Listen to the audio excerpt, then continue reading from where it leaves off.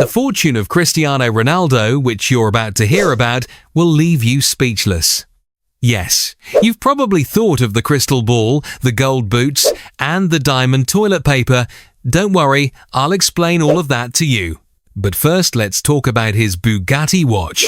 Yes, Bugatti, but not the car, the watch. Ronaldo has a watch designed inspired by his own Bugatti car, featuring a miniature working replica of the Bugatti engine inside. The mechanism is entirely encrusted with diamonds, and this watch is worth a full $1 million. You know, ordinary people spend money on dental hygiene. Ronaldo has had his watch encrusted with diamonds. So what about Messi's jet?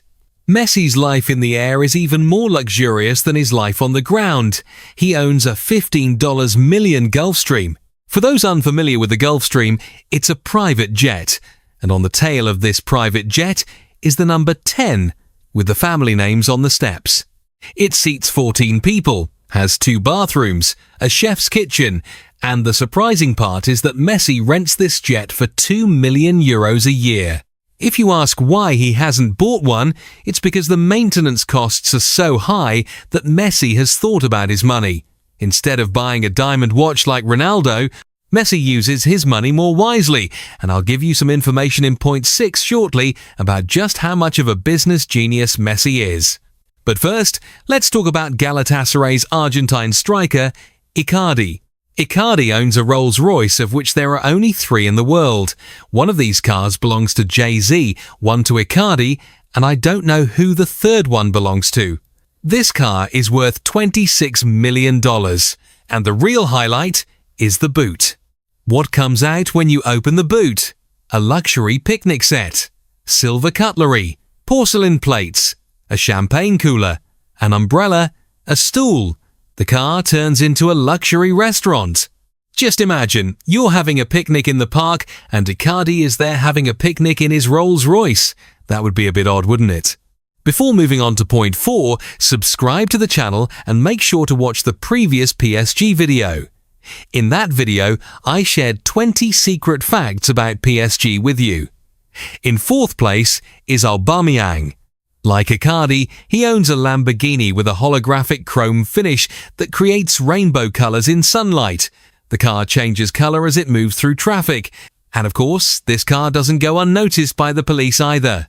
In other words, the car is so bright that even the police take notice. The $400,000 car has an additional $30,000 paint job. Aubameyang's style is very different. If you had that much money, would you do the same? Let us know in the comments.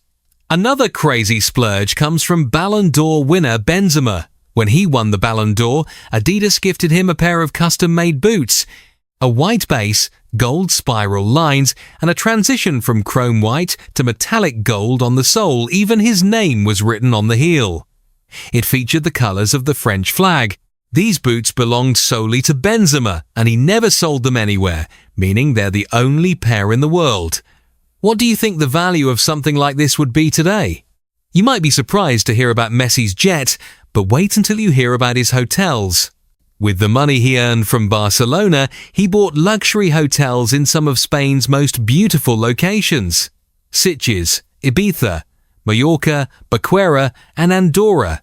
All of them are operated by the MIM Hotels Group, that is, by Messi himself. He paid €30 million for the first hotel in Sitges, and as of June 2026, the total property value has exceeded €100 million. So, with your money, Messi is building a hotel empire, and you, as a tourist, go there and pay €200 and €5,700 a night. Another surprising fact is about Zlatan. We thought he'd retire from football, but the man has bought a 1,000-hectare forest in Sweden. The rights to hunt, fish and shoot deer belong entirely to Zlatan, and no one can set foot there without his permission. Zlatan practices outdoor sports there away from prying eyes, and there is an ultra-luxurious mountain chalet within the forest. By the way, in our next video, I'll share a brief update on Zlatan. Be sure to watch it. In 8th place is Sergio Ramos and his horse farm.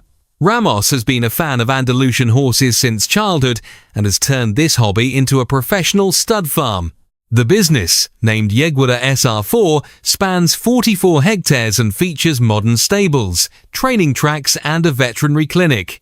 His most magnificent horse is a grey stallion named Yucatan de Ramos, currently worth millions of dollars. Ramos is doing a very good business here. Perhaps horses are more profitable than football, but nobody says so. Another Spanish footballer is Iniesta, the king of wine grapes. Iniesta's father ran small vineyards in the Albacete region in the 1990s. Andres used the money he earned from football to turn it into a massive winery.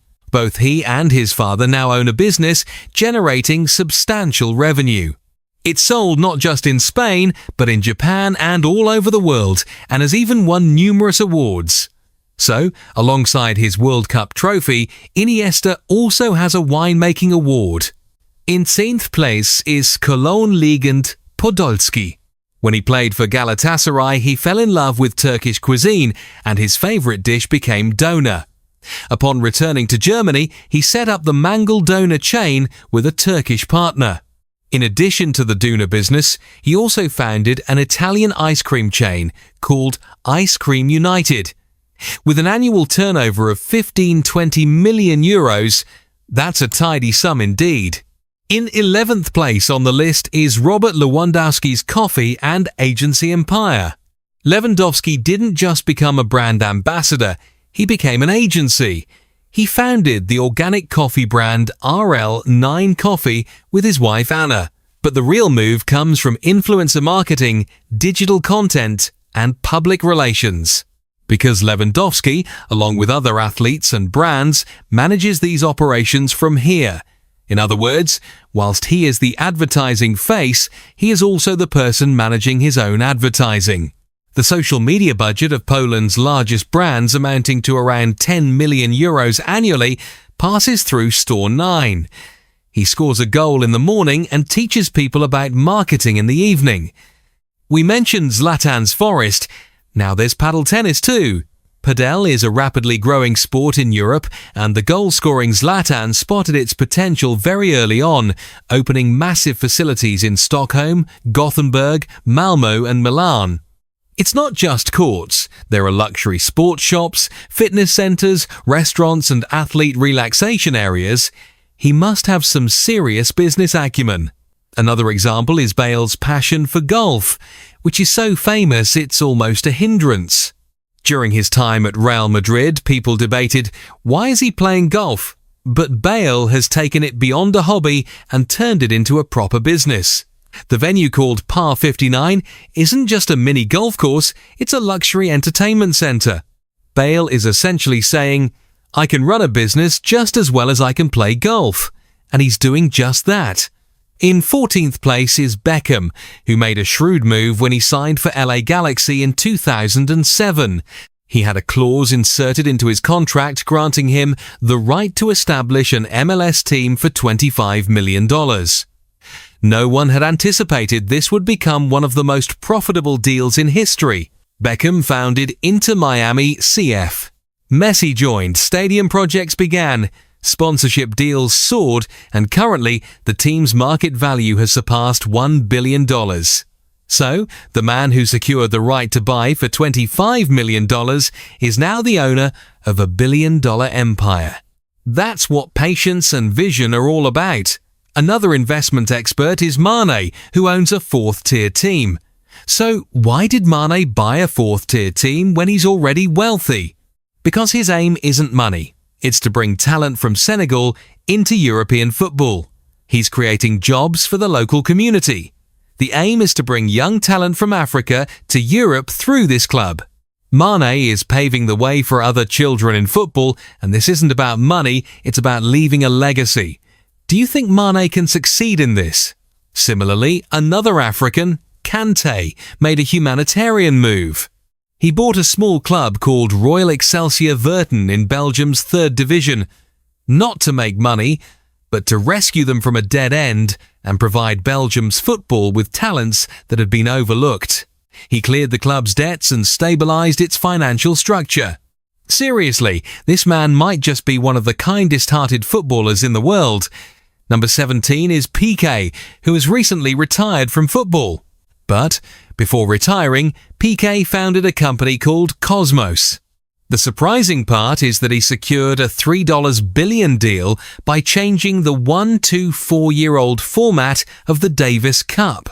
The man who entered tennis had said he was preparing to shake up football, and then he created the Kings League, a sort of new generation football league. 7. A. Side matches, secret bonus cards, unlimited substitutions. These matches are so popular they're streamed on Twitch and go viral on TikTok. Even former footballers and internet personalities are forming teams. We could say the future of football is in Piqué's hands, a major commercial move. Another figure is Mbappé. He has turned his attention to the documentary sector, producing content not just on football, but also on sport, culture, technology, music and diversity, animations, youth films. He studied LeBron James's Spring Hill company and created his own version. In fact, Mbappé hasn't sold his image rights to any intermediary. He produces and markets them himself. So whilst you see Mbappé as the face of an advert, he's also raking in the profits behind the scenes. If you're curious about footballers' media empires, keep watching our channel. Similarly, Neymar has also secured a major deal with Puma. Neymar left Nike after 15 years and switched to Puma, €25 million a year. This sum surpasses Cristiano Ronaldo's annual contract with Nike and Messi's with Adidas, making it the highest ever boot deal in football history. The Brazilian star's iconic style has become central to Puma's entire strategy. Last but not least is Götze, who earns millions of dollars. He scored the goal that knocked Argentina out of the World Cup, but he has even more important ventures. Germany's smartest angel investor, with ventures in property, fitness apps, sustainable food initiatives, and AI game studios. A portfolio worth nearly €30 million. Götze's tech empire is guaranteed once he retires from football. While he makes slow decisions on the pitch, he invests swiftly in startups. Surprising. That's all for this video. See you next time.